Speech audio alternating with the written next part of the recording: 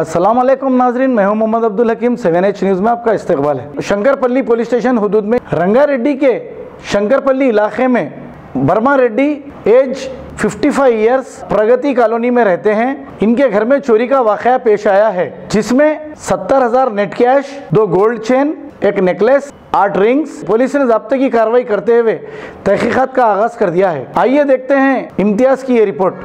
नगर colony में पानाला परमा रेड्डी बोलने वाला वो कॉलोनी में रिसर्व करता। उनका घर में 6 तारीख ताला करके हैदराबाद गया था फंक्शन में अटेंड होने को। फंक्शन अटेंड होके वहाँ रहने के टाइम पे फ़ोन कॉल आया, उनके घर में कोई अननोन ऑफेंडर्स आके लाख तोड़ के सोना और पैसे दे के शिकायत की, तो उसके ऊपर हम केस किया। वो केस करके वो पुलिस टीम बुला के इन्वेस्टिगेशन कर रहे।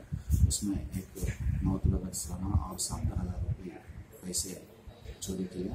वो ऑफेंडर को वेरीफाई करके पकड़ने की कोशिश कर रहे हैं बस।